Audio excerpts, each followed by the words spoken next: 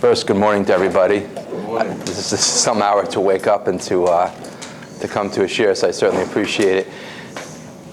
Some time ago, I was speaking in Muncie. Those of you that were previous talks here have heard this. And I was speaking at a Shabbaton, and they asked me to introduce myself. I said, I'm a little uncomfortable introducing myself. It sounds a little self-serving. They said, but we generally don't introduce speakers. They introduce themselves. I said, I don't know what to tell you. So they said, maybe one of your kids want to introduce you. So I sort of asked, not thinking I'd get a positive response, and one of my boys jumped at the opportunity. So ever since then, when we go, he's been introducing me. So if you will permit, my son will introduce me, and then we're going to begin. Should I go to chair? Sure. Okay. Now? Sure. After being an incredible speaker and an award-winning author with a renowned insight to the human condition, his 11 books, which have been translated into 26 languages and to New York's Time bestsellers and sold more than 3 million copies worldwide. That's great. You know it by heart. Very good. Thank you. Amazing dad, apparently. Always my favorite introduction. So, successful relationships with difficult people. I can't help wondering if some of your friends and family aren't quite offended you made a point of coming here, by the way. It's like, where are you going? Oh, you know what? I've got a really important talk to go to. Where? It's okay. You don't worry. You go to the other talks. This is for me. This is one of my favorite talks. The reason is because you get a lot of bang for your buck. You can work on yourselves, and I've written, as Aaron said, a number of books, self-help books. Then I realized, you could be working on yourself, building your self-esteem, setting goals, and doing all those kinds of things that are right. But then you've got people in your lives that are just manipulative, mean, unhealthy, cruel, disrespectful, and they just interfere with the quality of your life. So what I'd like to share are some very good practical ways to not only just understand this type of person, but also how to navigate your relationship with this person. Because we all have difficult people in our lives. Is there anyone here that doesn't have a difficult person in your life? Just raise your hand and float. Right? It doesn't happen. We all just have difficult people. Now, there's degrees of difficulty, thank you. And it can drift into the area of mental illness and so on. And we're not going to spend too much time trying to diagnose the person. We'll just assume that they're just difficult, and we'll take it from there. So, there's a lot of neat psychology here, but let me just sum up a talk that I gave yesterday on self-esteem, and we're going to just sort of pivot in this direction. So I'm going to be speaking very quickly. For that, I mostly apologize. The good news is that this book was given away for free, so it's not so self-serving. It's how free will works. It was given away here. It was very nice of them to do it, to put in people's baskets when you came here. So if you get lost, go ahead and just take a look at the book. It's $9.99, so if you don't have it, then at $9.99, you could really steal it from a friend and not feel too bad that they have to replace it for just $9.99. Okay. So, here's the psychology in a nutshell. And by the way, I like to make these talks as practical as possible. So as we move along, if you have any questions, comments, thoughts, anything is not clear, feel free to fire away, interrupt, doesn't make a difference. We just have, my gosh, a very short window here, so we can make this move as quickly as practical. So, let's look at a brief synopsis of the dynamics involved. We spoke yesterday that every person has 3 forces: the body, the ego, and the soul. Body wants to do it feels good. The ego wants to do it looks good. Our soul and our shama want to do it truly is good. The alarm clock goes off in the morning, they'll battle it out. Now, the more good choices we make, meaning the more we go with our soul and our shama, rather than give into the body, eat excess food, excess eating, excess entertainment, or give into the ego, buy things you can't afford, make a joke at someone else's expense. Think of the ego, by the way, as a projection, an image of how you want other people to see you. The less we like ourselves, the bigger this ego is. There's no way to get around it. The ego compensates for feelings of insecurity, for feelings of embarrassment, shame, inferiority. So the more at the core, I genuinely like me, the smaller the ego. The less I like me, the bigger the ego. The ego is a projection of what I'm not, but how I want the world to see me. Now, we all have an ego to some degree. We all have a body to some degree. So it's not an all-in-one proposition. But generally speaking, the smaller the ego. Now, small ego doesn't mean that you are a doormat. Right? There are 3 general personality types. You have high self-esteem and a small ego. That's the healthiest person. That's me. Then you have low self-esteem and a big ego. That's the loud, obnoxious person. That's the person that needs to put on a show, walks into the room, tries to be the center of attention because he's trying to boost his own feelings of self-worth, because at the core he doesn't feel like he's much. So he lives really for an image, which is a very dangerous place to live, because that means my mood is going to fluctuate depending on what type of feedback I get from the rest of the world.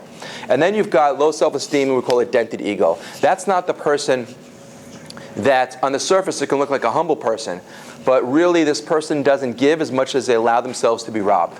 There's a difference between giving a donation and being robbed. In one case, $50 is going out of your pocket, and you feel very empowering. The other is you feel very weakened and vulnerable because somebody stole the money from you. Now again, the action is the same. $20 is going out of your pocket, but when you choose to do it, that is proactive. When you choose not to do it, you don't have a choice, you're not really giving. On the surface, it can look like someone who's full of chesed, very humble, very giving. But the truth is, if you say yes and you can't say no, you're not saying yes. You got that? Okay? You've got to be able to say yes or no in order to say yes or no and make it a genuine choice. So, what happens is this, is that if I'm making poor choices in my life, and we're painting with the broad brush here, there's a lot that goes into it, but if I'm making poor choices, or I've got this old record playing because of childhood, and I'm walking around feeling dented, banged, and bruised, I don't feel very good about me. So, I turn to the rest of the world. And I'm going to insist that you like me and demand that you respect me, and I need for you to feed me. What I try to do is this. I desperately convert your affection, your attention, your respect into self-love. Right? Now the problem is this. On this, bless you, it's not a ratio that really makes a lot of sense. Because if I don't love me, I cannot imagine why you would love me. On one hand, I desperately want you to love me. But if I believe that I'm unlovable, I will push you away with one hand, pull you close with the other, and end up spinning you around like a top, and that's why you feel the way you do with these people. You think to yourselves, you know what? If you weren't such a pain, we'd have a better relationship.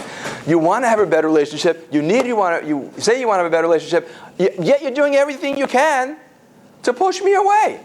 You're being difficult. You're being a pain. You're being argumentative. You're being mean, doing these things.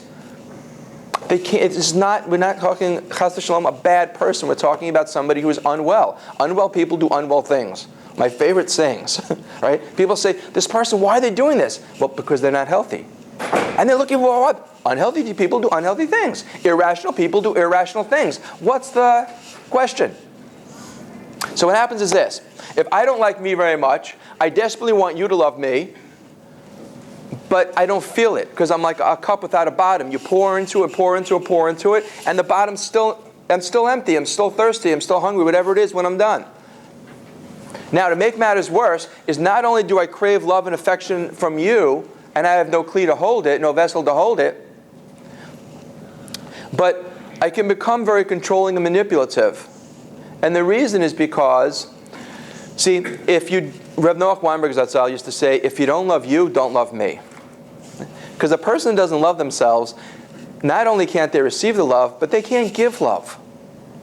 You give what you've got. You give respect. If you don't have self-respect, what are you giving? You give love. As I said last night, how somebody treats you is a reflection, a confession of their character, of their own mental health. It has nothing to do with you. This is fundamental. When do people get better in therapy? Either when their insurance runs out, or when they get this point.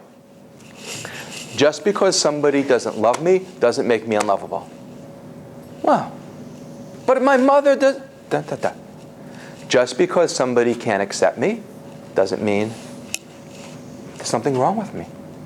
Because somebody can't give to me, it is a reflection of them. But here's what happens. Why are we as adults walking around with this corrupted thinking that says, if somebody's mean to me, it means maybe there's something wrong with me? What kind of crazy equation is that?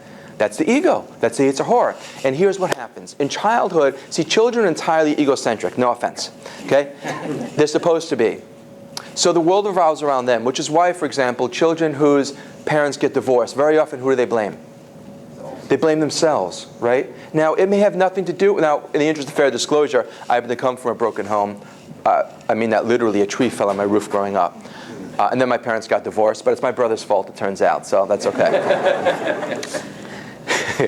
It's funny, I'm only half kidding here. But, don't tell this to your uncles, okay? Children are entirely egocentric. The world revolves around them. So how the parent treats a child, I wish we were talking about chinuch. It wasn't on the docket this year. Maybe Mitzvah Shem next year. But is the child sees themselves through the lens of the parent. So my self-worth hinges on how I'm treated. Once again, painting with a broad brush. There are lots of things that go into here. So if my mother or father yells at me, is abusive, doesn't have time for me, right? I can't help assume that it's because of a defect or deficiency within me. Because who else could this be about except for me? I'm the center of the universe. I'm egocentric. So if somebody's treating me this way, it has to be because there's something wrong with me. It never crosses my mind that there's something wrong with you, which is why you can have kids, even as adults, they grow up, and they still hold their parent on a pedestal. And on one hand, we should. But just because a person is our parents and we have very serious halachic obligations, it doesn't mean that they're healthy. Do you understand? How somebody treats you has nothing to do with your self-worth. Get it, really own it, and it'll change you. You're playing an old tape if you think that if somebody's nice to you, somebody likes you, somebody says great job, so now everyone likes positive feedback. We do. Who doesn't like positive feedback? But the healthier you are, less relevant it is. And the same hand, also less relevant, is negative feedback. You like it? Great. I'm glad. You don't like it? Okay. I speak with Rabbi Zelik Pliskin, who's great, and he's through and through. We traveled together at Sinai and Daba for about a week. And when you travel with people, you really get to know them. And we've known each other for about 10 years. And we're speaking once, we get different types of mail, some friendly, some less so. And he said to me, he's got a great line. He says, when somebody says, Rabbi Pliskin, I didn't like your book. He says, okay, it wasn't written for you. And they're like, Mom, where do you go with that one? It wasn't written for you. Okay. That's so interesting. It's because it's so easy for any of us to get I didn't like it. Well, what didn't you like? Okay, it's not for you. One of my favorite sayings is, originally a sales saying. It's, some will, some won't, so what? Move on. Next. Right? Meaning that in all walks of life, whether it's sales, whether it's relationships, whether it's, some people will like you, some won't. So what? Move on. But the person that gets stuck with the ego, us, them, whomever, right? We assume that it's got something to do with us. Now, we have an obligation to hear what a person's saying. If they're saying it's a chacha, if they're giving rebuke, criticism, we have an obligation not only to give it, but to hear it. But if it comes packaged in a unpleasant, disrespectful little box, I will get rid of the box and then see what the message is, rather than focus on the messenger. So, number one in dealing with difficult people is that you have to appreciate the reality that is already there. And that is that everyone in our lives is a shliach, a messenger from Hashem to teach us a message, and they're here for our good and for our growth. We think sometimes, Hashem, if you would just get rid of this person, I could do so much more. I could be so much more successful, so much happier, so much more productive, and we bemoan these emotional vampires that drain our time, money, energy, and heartache. And it's almost like we're talking to the mafia. Maybe Hashem, this person has a little slipper, and then maybe you take care of things, and I can go about my business. But we fail to realize, which is why the Talmud says that anger is akin to idolatry, because if I become focused on this person, I become angry. I completely miss the message. I'm focused on the messenger. Forget about the messenger. Ask yourself always, what is the message for me? Okay, next. And please forgive me, I know I'm speaking quickly and covering a lot of ground, but the good news is, Torah Anytime, who I absolutely love, they're videoing this. You can go to torahanytime.com, punch in my name, and you'll see not only a talk like this talk, but a whole list of different shiurim I give weekly in Lakewood, on Mondays, 8 o'clock. Anyone in the neighborhood, feel free to drop by. And also archive ones. And if you press the follow button, then all the talks will just be sent to your inbox, assuming you wanted that. So you don't have to go searching the site for it. Again, TorahAnytime.com. It's an amazing, amazing site run by beautiful people. Okay, so that's number one. Number two is, how hard would it have been to say insert page number? Please stand by. You know what? I had streamlined this just to make sure that we covered what I wanted to, and then I didn't fix the order. I'm sorry. Any questions I will casually take while I glance through my notes. So, casually. All right. All right. Good enough. So, number two is this. Just because somebody did something you don't like doesn't mean you have to become angry as a result. Now, it's a chiddush to some people. But please understand this, bless you, is that there's a saying in biology that cells that fire together wire together. I want to share something with you absolutely fascinating. And that is that the connection between brain cells, neurons, are called dendrites. And those dendrites either get stronger or weaker depending on how many times we engage that cause and effect. So stimulus response, and that connection either grows stronger or weaker. Same thing with muscle memory. Learn to play the piano, that those connections become stronger, or you don't use a talent, sort of atrophies. Now, what's most fascinating is these connections can grow stronger and weaken very, very quickly, so much so that they found that a person who becomes blind, within 1 hour of learning Braille, the cerebral cortex of the brain, the part of the brain the visual cortex responsible for sight, begins to shrink, expanding the space for tactile function. Because they no longer, think about this, within 1 hour, the brain is much more elastic than we ever suspected, and we literally can wire or rewire ourselves for anger or for any type of media, which is, now we all have a nature, but we know people that have a hair trigger response and become angry at the drop of a hat. Other people, you drop their hat, they're still like, right? Now, yes, there's a nature, but we also know people, I mean, I certainly, that's our job as human beings, is to rise above our nature, that work on themselves where they could say, you have no idea how angry I used to get. Now, they worked on themselves psychologically, emotionally, but physiologically, they tip the odds in their favor. Because every time something happens and you don't become angry, the next time, you're that much more calm physiologically. You make it easier for yourself to remain calm. And you can grow.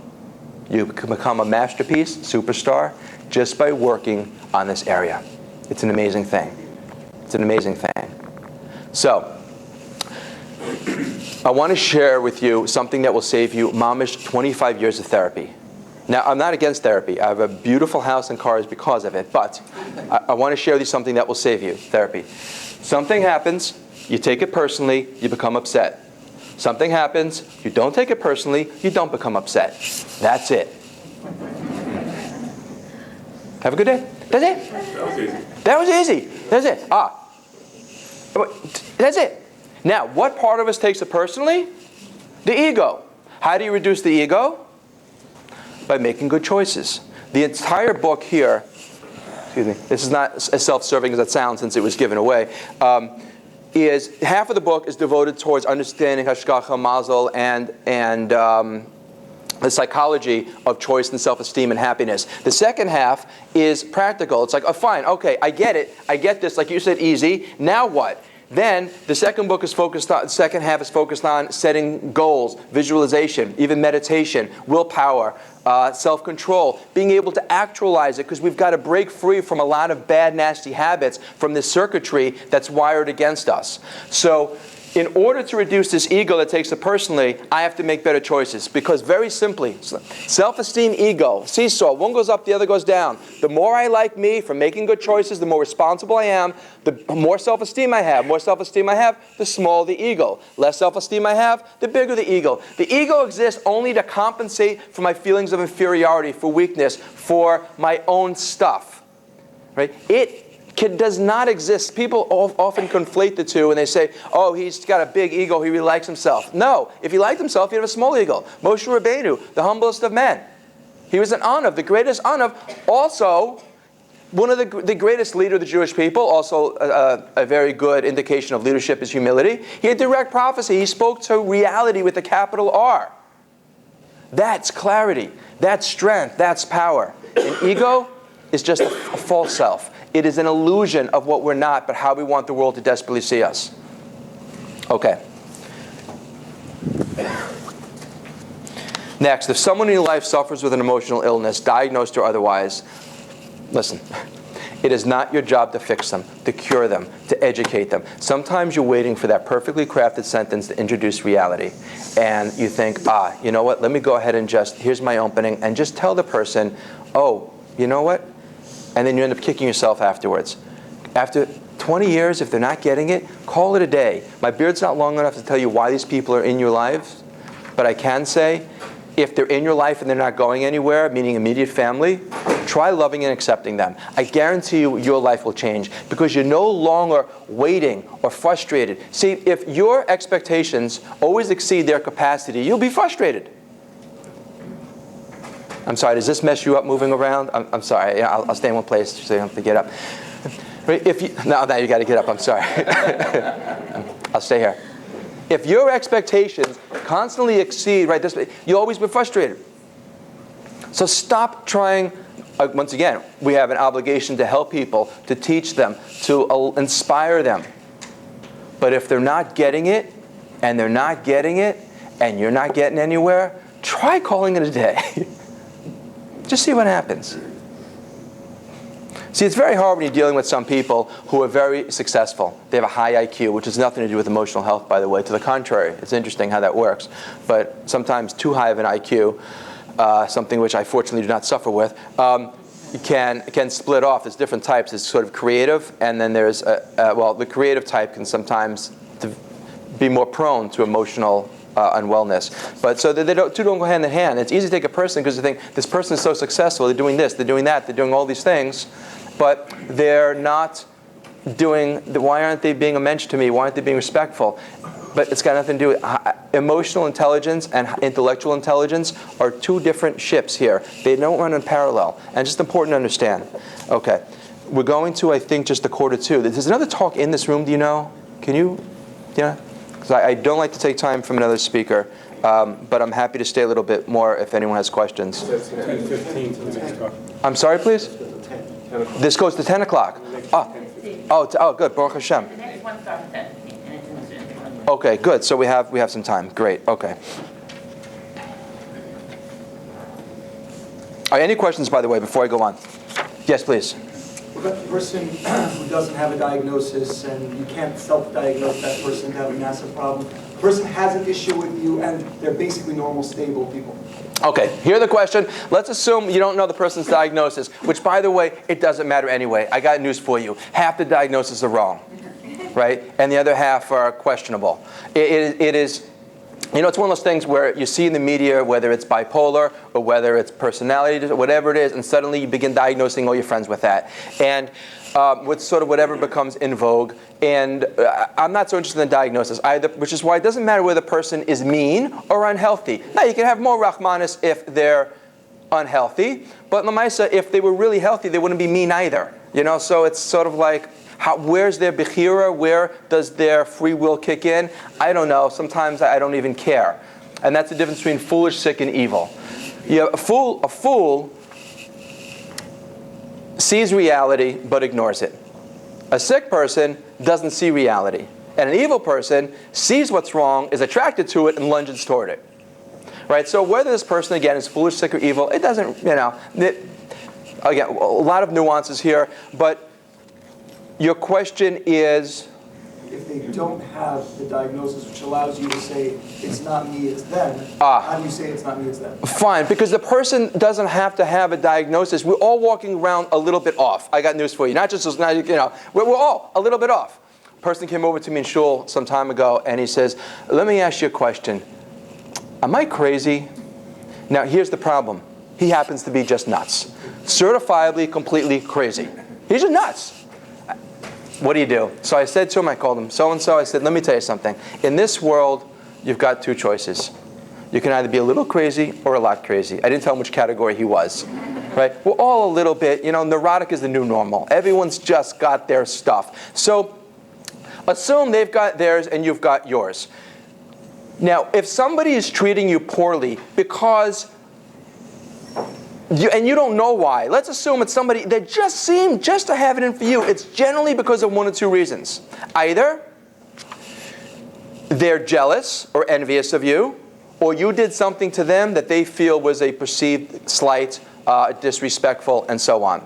Okay, that's generally, if somebody just has it in for you, again, either they're sort of jealous or jealousy or envy, or they feel like you didn't give them the proper covet. I got news to you. Here's the thing. We don't argue over things. We don't argue over whether the window's open or closed in shul. We don't argue whether there's socks on the floor in a marriage, or whether you lease or rent a minivan. You don't argue over these things. You argue over your right to be heard, to be respected, to be validated, to be appreciated. That's really what we're arguing over. So if you have somebody who has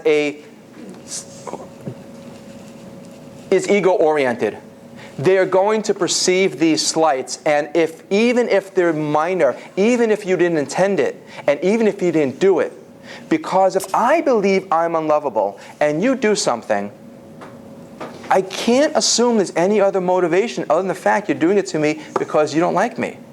It makes sense in my logic, doesn't it? If I'm unlovable, if I don't have respect for me, I don't know why you respect me. So if you brush by me, or you close the window in shuls, it's got to be because you're not giving me the proper respect. Because I don't feel it. Now we can begin to have so much more empathy for difficult people. Is it possible that somebody just doesn't like somebody else because doesn't like his nature? Right. It has nothing to do with any of the things that you just said. Right. So the question is it possible that somebody doesn't like just because you don't like the nature? There are good, decent human beings do not like people who are unlawful, who are immoral, who are disrespectful. We cannot like that. But there's a difference between recognizing an injustice and recognizing somebody is unwell and becoming angry as a result. You understand this. If you see somebody act in an improper way and you are at the highest possible madrigal for a human being, you would look at that person with such empathy, such compassion, because what does empathy do? It allows your ego to shrink and connect with the other person. When you lose empathy, it means your ego's engaged and you're focused on you, not on that person. But if you had, empathy is that connection. Empathy different from sympathy. Empathy is your pain is my pain, because there's a wholeness, a unity. Sympathy is, I feel bad for you, but I'm not going to go through any great efforts to alleviate your pain because it's not mine. Empathy different. Empathy, which allows us to have love, means that I would rather be in pain than you be in pain. In other words, that is real, true, honest caring. When you want to alleviate somebody's pain, even though it costs you pain. So you see somebody because you don't like their nature, I would suspect, okay, you cannot like somebody because, again, and that's not like, you can find a midah to be distasteful. But to not like that person as a result, number one, is saying to yourself that, Chazal say, you can't judge anyone until you walk the mile in their Crocs, right? Art scroll. Because we don't know what the madriga that person's on. We don't even know what madriga we're always on. So we can't judge that person. We don't know what their struggles are. As a matter of fact, if we had their pekala, we might be acting like 10 times the idiot they are. So, okay, let me, please. So you have to separate out, as we all know with chinuch, the act from the person. Secondly, even if it is the person, if a person we were on a higher level, we wouldn't be angry with that person. Anger is a negative emotion, as is the Rambam says, things you stay away from is anger. Because in the end, anger is something, as somebody who is a great metaphor, it's like swallowing a poison pill and expecting the other person to die. Because anger is just the illusion of control. It peddles the idea that the more angry we become, the more centered we are. And really, the more angry we become, we just spiral out of control. Yes, please. Can't you take apart anger and not liking? It's two different things. You don't have to be angry not to like the person. No doubt. I agree. I agree. But again, first off, there's different stages here. You can recognize, take somebody who you think is a real sterling example of a human being, right? He could see somebody who does something that's improper. He's not necessarily going to dislike this person. He'll think, poor person, let me help them. Let me educate them. Out of love, let me try and build this person up. It's not about liking or disliking the person. It doesn't enter into the equation. Why should I not like a person because their behavior is objectionable? I mean, think about it. I'm sorry? That's the reason. No. So I would say that that's not a Torah valid reason to dislike somebody. Because now, it may be a valid reason not to have anything to do with the person. But to dislike somebody merely because you disapprove of their behavior, I would not say is a Torah value. Again, doesn't mean you necessarily want to be this person's best friend or have them be your babysitter, but doesn't mean you have to dislike the person. Now, past that, to become angry with the person, Chazal would say that's because you're actually now identifying a trait within yourself that you actually have that this person manifests. Agree, disagree, or? Agree. Okay, great. Are you placating me, sir? No, I'm kidding. I'm kidding. No, that's not my nature. It's not your nature. I knew that, so I appreciate that. Okay, fine, very good. So moving along. So once again, just be clear. It's a person is undoing. Nobody wakes up in the morning, in spite of what you may be thinking, with a pen and paper and say, okay, how can I make your life miserable? Let me do this. I'll call without coming over. Ask why not. No, nobody wants to be. There's a couple seats up here. I'm sorry if you're standing in the back.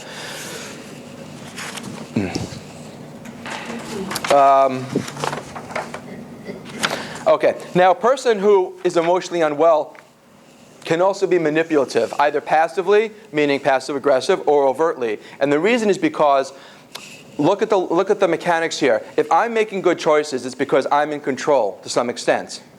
So when I lack self-respect, it means I lack control. The fundamental midah that every human being needs is to be able to say no to oneself, to rise above their nature and do what's right in spite of what feels good or looks good in the moment. So if I am not able to control me, I can't trust me, which also makes me distrusting of other people. Difficult, obviously, to have a relationship with the creator of the universe, because that concept of trust becomes theoretical. The concept of trust, I don't trust me, so I don't know how I could be trusting of others. I don't know why others would trust me. But also what happens is because I lack self-control, I try to control the lives of other people because I want to feel some traction in my life. I want to come to life. So if I can't make me do anything, I want to make you do something. Now, this is not me being mean or manipulative on a conscious level. I promise you, with rare exception, the evil person, this person is simply wants to feel chashuv, wants to feel important, wants to gain some sort of traction in their lives. So just in the interest of time, and once again, go to Torah Anytime and you'll see this broken down much more concisely, much more expanded. But let me just share with you, for those of you that aren't going to have that opportunity, to just look at a couple ways of what you can do to help feed and nourish this person and improve your relationship with this type of person. If ultimately we recognize that the difficult person is just a person that really, either through a lousy childhood or through their own poor choices or through neurochemical disorder, just has low self-esteem and just an inflated ego, right? You can help nourish that person. You want to change your relationship with this person? Focus on what you can give, not on what you can take. Walk away from every conversation saying to yourself, what can I do to help this person be a better human being? To help this person feel better about themselves. Now, you're not going to fix this person. In an ideal world, you will get them to a healthier point where vis-a-vis, because you care, because you love, because you invest, because you give, they will say, maybe I'm worth something. This person is giving all of these things to me. This person is investing in me. This person cares about me. Maybe there's something to me. And then it's like, you know what? See, no one wants to invest in someone they don't like or they hate. If you have a car that you don't like, you bang it up, you dent it. You have something you don't like, throw it on the floor. If I don't like me, what am I doing with me? But if you, who I respect and look up to, treat me a certain way, wow. Maybe there's something to me. Now you got to keep on, because this person is just empty and they've got a cup with no bottom. But at some point, they're going to realize, wow, you're not going anywhere. Now, you don't approve of everything that the person does, but that doesn't mean acceptance. This is true in all walks of life, whomever the relationship is. If you love somebody, that's unconditional. You accept them, the good, the bad, and the ugly. That doesn't mean you approve of everything the person does.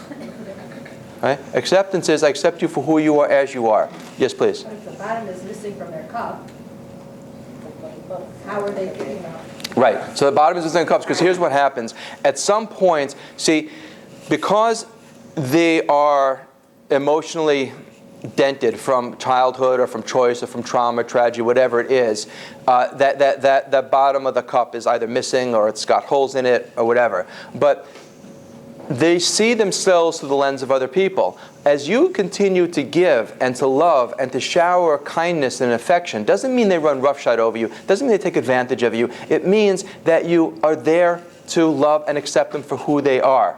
Again, doesn't mean you approve of everything they do. Self-esteem, see, the healthier we are, it's easier to engage in these types of people because self-esteem allows us to see a situation with crystal clear clarity and respond appropriately. That's self-esteem. We're not the religion that says turn the other cheek. Somebody smacks you, you're generally going to smack them back. But no one ever walked away from a conversation and said, you know what? I wish I would have gotten angrier. I would have been able to handle myself so much better. Right? Self-esteem says I can see a situation. If a person is unloading a bunch of venom and if I'm at a higher level, I see they need to do that, I could sit there. I don't have an obligation to be a punching bag. And if I'm going to be left prostrate in bed for 3 days because I'm so wiped out from this person, then I have an obligation to walk away. So not so easy to know all the time. But if you can, when you have more self-esteem, you're able to have more compassion. So you realize this person is just coming from a place of pain. Let me give you an example. Let's say you're walking along and someone bangs into you. And you just turn around angry and bruised. Right? And you turn and you see this person's in a wheelchair trying to get by. Where does your anger go? Poof. Why? You still got that bruise. The person still banged into you and startled you. Tell me why you're no longer angry. Right. Your neshama instantly connected with this person. Your ego wasn't engaged. He didn't do it to you on purpose because he doesn't like you, he doesn't respect you, he's in a rush, your time isn't important as his. He's not.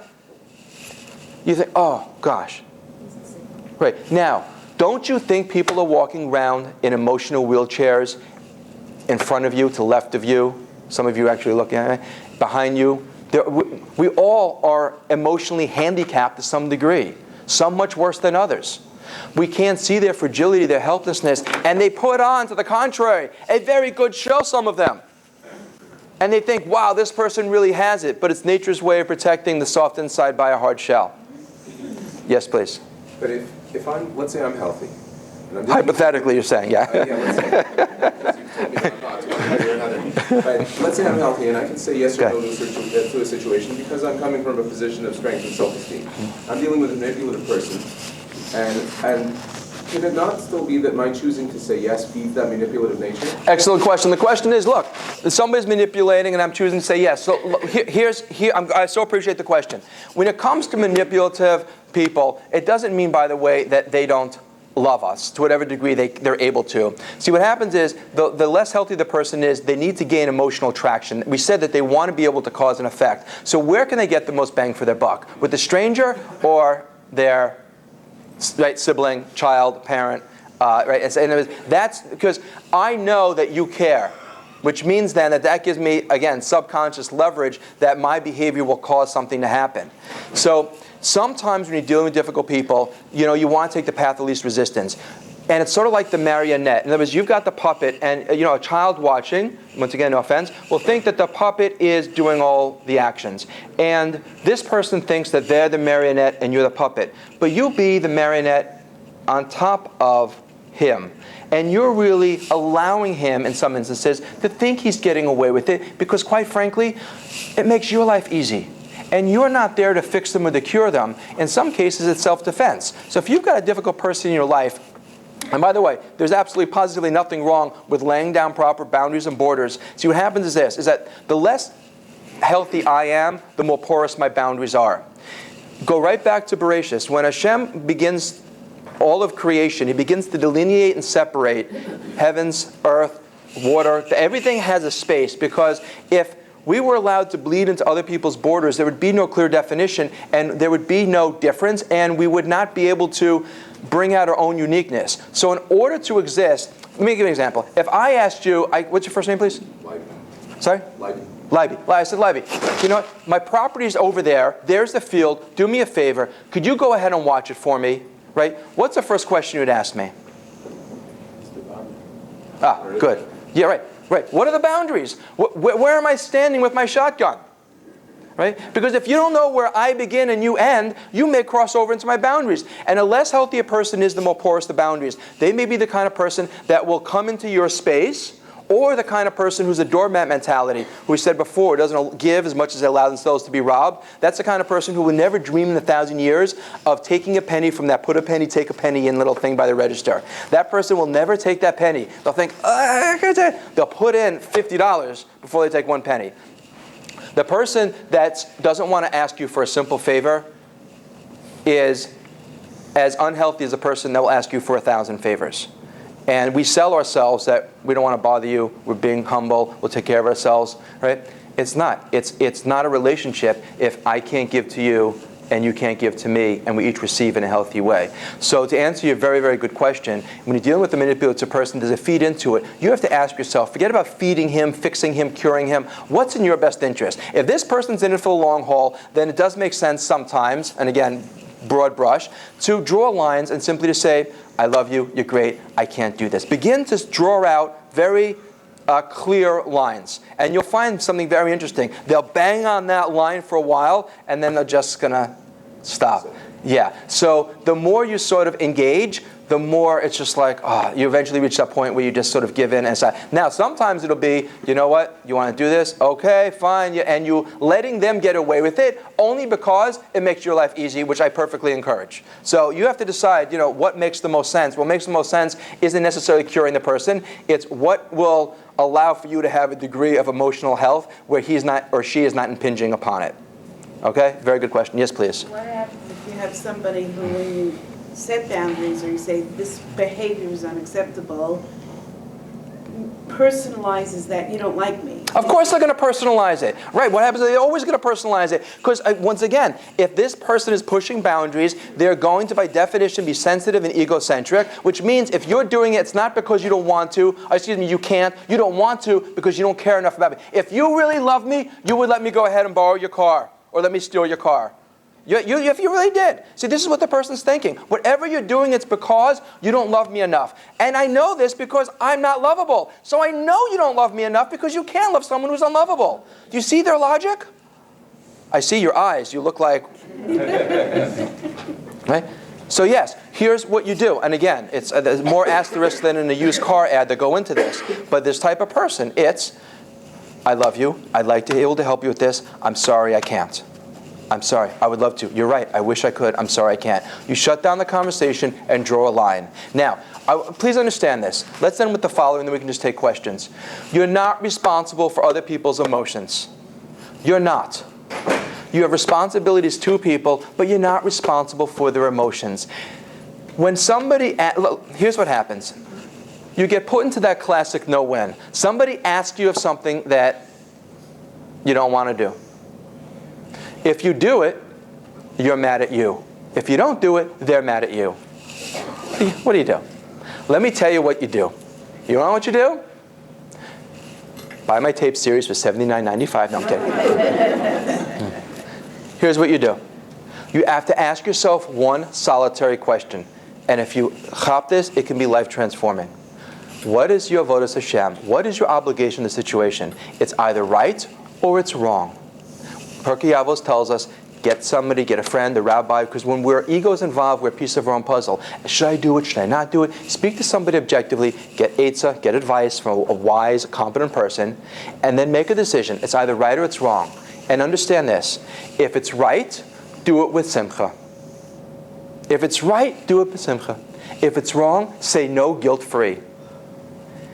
What bothers us is that we get bothered. What bothers us is that we get annoyed and frustrated and angry, and we allow this person to knock us off our emotional perch. We know we're doing the right thing, but it's like, no, I can't do it, I'm sorry. No, I said I can't, I got it, right? No. The more animated and angry you become, the more annoyed you're going to become with yourself, even if you're doing the right thing. Our job is to find out objectively right from wrong. When you know what that answer is, do it. If it's the right thing to do it with simcha. Do it with joy. And if it's not, equally, do it and say, no, I'd love to help you, but I can't, guilt-free. Because if you allow someone to take an advantage of you, I want you to understand this. If you allow someone to take advantage of you, you're putting them over on an avera. You're making it easy for them. You're not being a nice guy. You're getting an avera and they're getting an avera. You're allowing this person to abuse you and take advantage of you. You want to sell yourself that you're being a nice person, a good person? You want to convince yourself, you know what, this person really needs it. I guess I'll go ahead and do it. I have another kidney. Oh, I can always go on dialysis. Take the second one. A third one, I don't know. No. If you allow someone to manipulate you and take advantage of you, when the right thing to do is to draw a line and say no, And by the way, and you have the emotional wherewithal to say no. I'm not talking about somebody that is just can't stand up to somebody, and you shouldn't put yourself in a situation. Again, it's a lot of variables that go into this and dealing with manipulative people and who they are and what the relationship is. And sometimes it makes sense to sort of disengage, right? If you're in the, on an airplane and they always give that ubiquitous warning in the unlikely event, right? Oxygen mask comes down. Who do you put the mask on first? You or your child? Yourself. Because if you're no good to you, you're no good to anyone else. If you're no good to you, you're no good to anyone else. You have to take care of yourself. And then you can help everybody else. So if you're able to do. And if you can't, don't. But don't think it's chesed because you're doing something for somebody else. Chesed is when you give to somebody else something that they necessarily can't give to themselves, and they need you, and it's proper to give. You could say yes, you could say no, and you do it because it's right, not because you feel roped into it or manipulated. Yes, please, in the back. And then we'll just move forward. Go ahead. Sorry. Is there ever a time when you could end that relationship? It's like a friend or a acquaintance, when there is a time to end that relationship? 100%. There are definitely. Yeah. The question is right. Very good question is, where are my books and tapes available for sale? Okay, reasonable question. The question is there ever a right time to end the relationship? Yes, but I strayed from that area because I can't tell you in what type of relationship you should or should not end. I can say that parents, children, siblings, a spouse, a whole different category from coworker, next door neighbor, and so on. And we have a luxury there that we don't have in our personal relationships. But having said that, too, is there's a Gemara that says that if you're in the desert, or we learn out from this, and there's one jug of water, right? You don't have an obligation to give it to the other person. It's your life comes first. So you have to make sure that your own emotional, spiritual, and physical health is preserved. In a relationship that is a close relationship, a family relationship, boxing that person out is not always a good thing to do, even if they're injurious to your mental health. And the reason is because Dr. William Glazer, founder of reality therapy, had a great line. He says, in my 40 years of psychiatric practice, it's become obvious to me that the people who are unwell in life are unable to get along well with those people they want to get along well with. Our relationships, if you look at people that have good relationships with their parents, with their siblings, with their kids, whatever, they're generally healthy people. And when they're less healthy, more difficult relationships. It's a chicken and the egg, no doubt. But the more solid our relationships are, even with difficult people, I guarantee you the healthier we're going to be. It's only in the extreme case where you really have to box and X somebody out, really out. And for that, you really need a competent Rav and guidance to be able to tell you how to navigate that. Yes, please. How do you get...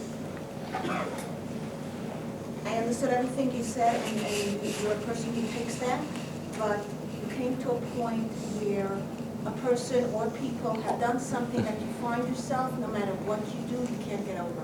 Okay, excellent. Here's the question, the beautiful question. So, she understands, she gets it intellectually, but let's say somebody's done something to us that we simply can't get over. So first off, go back to number one. Everyone in our life is a shliach, a messenger from Hashem. Now, this person didn't have to be the messenger to give you the message, but they did it. What is anger? Anger is the illusion of control. And when you forgive, all you're saying is you're no longer going to allow your anger to hurt you anymore. Right? Forget about this person. You may not want anything to do with this person. In some cases, the relationship is done. Maybe the person's even dead. When you forgive, it's not about the relationship. It's about you. It's about your letting go of the pain. Right. Now, if you choose to engage this person again, entirely different. But we make the mistake of thinking that forgiveness is about putting the past behind us. Forgiving doesn't mean forgetting. Forgiving means acknowledging what that person did. They're a messenger. It was for whatever reason for your good and for your growth. And you're not going to let your own anger consume you anymore. Go ahead. So how do you deal with, okay, let's take it to the next step. So you tell yourself, okay, whatever it was is finished. I'm going to work on getting over it. And as you're dealing with that person, there's obviously someone in your life right. that, while it would be very nice to say, I don't want to have anything, but you really can't, okay? So as a human being, you find yourself not acting correctly to that person, and you know you're not. because you're trying and most of the time you're doing right.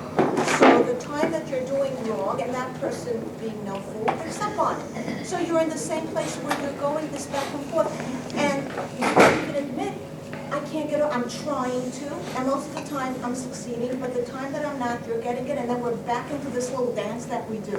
Okay, it's a good, fair question. It might be more intricate than we can really give the proper time to. But what you're describing is a situation that unfolds in all of our lives to different degrees. We all have these difficult people that aren't going anywhere. They've done something to us, and we're trying to let go, and we generally pretty much take the high road, but sometimes we'll give that little dig back. Right, join the human race. That is me, that's you, that's everybody. But I would suggest is that the less, again, something happens, take it personally, you become upset. Something happens, don't take it. So let me ask you a question. You want me to help you get over your anger with this person in 60 seconds? Yes. Okay, fine. Ready for this? Okay. I want to tell you something that you never knew before. What this person did to you, there was a gun to this person's head. Now, this person, the person that held the gun to this person's head said, I want you to know something. You need to do this to you. And this person had tears. I don't want to do this to this person. I can't do this person. How can I hurt my friend, whoever it is? The gun is to your head. I want you to do it. And you can't say a word about it. You have to go ahead and do it. So this person just had a gun to their head, and they did what they did. Are you still angry at that person? Why not? Because they were forced to do it. They didn't want to do it. Okay. Fine. Let me ask you a question. Is there anyone in your life that you would willingly hurt? So why do you do it? Because, right, you feel that they did it on purpose. Okay, I get it.